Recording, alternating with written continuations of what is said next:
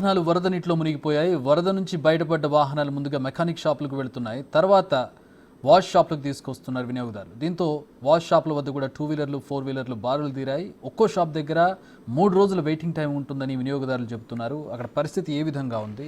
Ground report మా ప్రతినిధి మల్లికార్జున అందిస్తారు.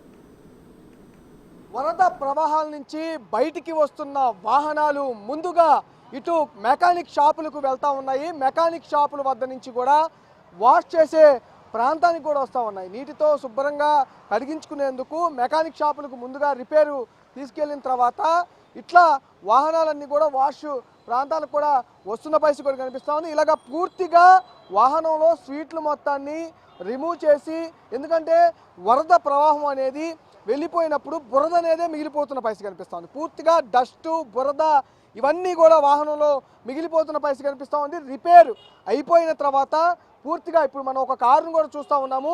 ఈ కారు లోపల ఈ వాహనంలో ఉన్న సీట్లు మొత్తం, మ్యాట్లు మొత్తం, అలాగా పూర్తిగా కాయిల్స్ మొత్తం తీసివేసి పూర్తిగా కూడా ఈ వాహనాన్ని శుభ్రం చేసిన తర్వాత దీన్ని బయట పెట్టిన పరిస్థితి.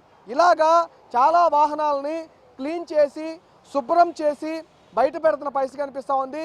ఒక్కొక్క వాహనాన్ని కూడా పూర్తిగా, ఎందుకంటే ఇదివరకు వాష్ చేయడం అంటే కింద బాడీ పైన కారు అలాగే లోపల కొన్ని వరకు క్లీన్ చేస్తారు. కానీ వరద వెళ్ళిపోయిన తర్వాత ఈ వాహనాన్ని క్లీన్ చేయాలంటే పూర్తిగా కూడా బురదతో నిండిపోయిన వాహనం కాబట్టి ఎక్కడ మట్టి ఉంటే దానికి ఇబ్బంది ఉంటుంది. ఎందుకంటే ఆ మట్టి బురద అనేది ఎఫెక్టివ్గా కారుని డ్యామేజ్ చేసే అవకాశం కూడా ఎక్కువగా ఉంటుంది. కాబట్టి పూర్తిగా క్లీనింగ్ చేసుకునేందుకు కూడా వాహనదారులు వస్తున్న పరిస్థితి కూడా కనిపిస్తూ ఉంది. కొంతమంది వాహనదారులు కూడా ఉన్నారు. మీది ఏ కార్ అండి?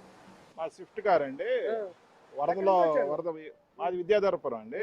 వరదలో మునిగిపోయింది. అనుకోకుండా వరద వచ్చేసింది. కారు సగం మునిగిపోయింది. వాటర్ అంతా లోపలికి వెళ్ళిపోయింది. కార్ వాష్ తీసుకొచ్చాము.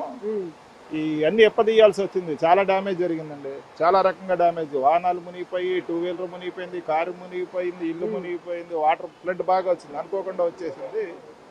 ఈ ఊహించని ఇది అనమాట. శుభ్రం చేయాలి తప్పదు కదా, కానీ చాలా ఖర్చుతో కూడింది, బడ్జెట్తో కూడింది. కానీ చేసేవాళ్ళని కూడా ఎత్తుకోవాలి. ఇప్పుడు అన్ని వాహనాలు అంటే మనకి పనులు ఆగిపోతున్నాయి. చాలా రకాలుగా ఇబ్బందులు పడుతున్నాం అండి. కారు స్టార్ట్ అయిందా? కారు స్టార్ట్ అవటం కొంచెం ఇబ్బంది అయింది. తోసుకుని వచ్చాము. ముందు స్టార్ట్ చేయొద్దు అనేసరికి తోసుకుని వచ్చి, మరి దగ్గరలో మనం షెడ్ ఉండటం వల్ల ఇక్కడికి తీసుకొచ్చి ఇచ్చాం. వీళ్ళు బాగా లోడ్ ఎక్కువ ఉంది, అయినా చేస్తున్నారు తప్పదు కాబట్టి. అంటే ముందు రిపేర్ చేయించిన తర్వాత వాష్ చేయిస్తా ఉన్నారా? అవునండి, ముందు రిపేర్ చేయించాక వాష్ చేస్తున్నాము. ఎంత అవుతుంది రిపేర్ కి కారుకి? చెప్పలేమండి. అంత అయ్యే కానీ తెలియదు. ఎంత అవుతుంది అనేది లేదు. ఎంత తక్కువలో అవుతుందో, ఎంత పెట్టాలనేది మనకేం తెలియదు. ఎంత ఖర్చు అవుతుంది అయ్యాక ఆయన చేస్తా అన్నారు. మనం చేయించుకోవాలి తప్పదు. ఎంతైనా కానీ తప్పదు, వదిలేనందుగా.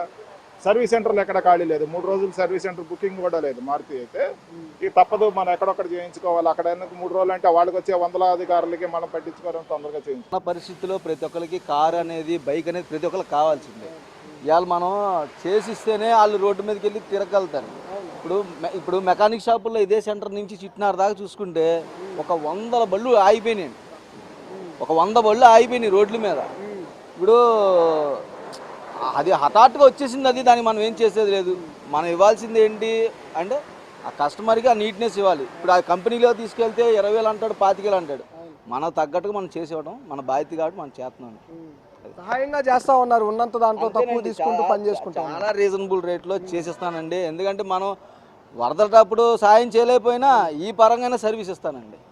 ఇంకా ప్రధానంగా చూసుకుంటే, ఎందుకంటే వరదలో చాలా ఇబ్బందులు, ప్రజలు వెహికల్స్ వాళ్ళు చాలా ఇబ్బందులు ఎదుర్కొంటూ ఉన్నారు. కానీ దీన్ని ఆసరాగా చేసుకొని మేమేం డిమాండ్ చేయట్లేదు. ఇక్కడ ప్రశాంతంగా తక్కువ రీజనల్ రెగ్యులర్గా తీసుకునే దానికంటే కూడా రీజనల్గా తీసుకుంటా ఉన్నాము. కారు వాషులు కానీ, బైక్ వాషులు కానీ, అలాగే ఏ వెహికల్ వచ్చినా వాష్ చేస్తాము అని కూడా చెప్తున్న పరిస్థితి కనిపిస్తాం. ఇవన్నీ మనం ఓడదీసి ఈ కస్టమర్కి ఇచ్చే మనం 200 తీసుకునేది. మరి అది నీట్గా చేసేవాలి. వాళ్ళు కూడా స్టార్ట్ అయితే మన బాధ్యతగా స్టార్ట్ చేసిస్తామండి. 200. ఇది వచ్చి 150 రూపాయలు అండి. ఇది మామూలుగా సర్వీస్ అంతేనండి. అంతకుమించి ఎక్కువ మనం తీసుకున్నాం.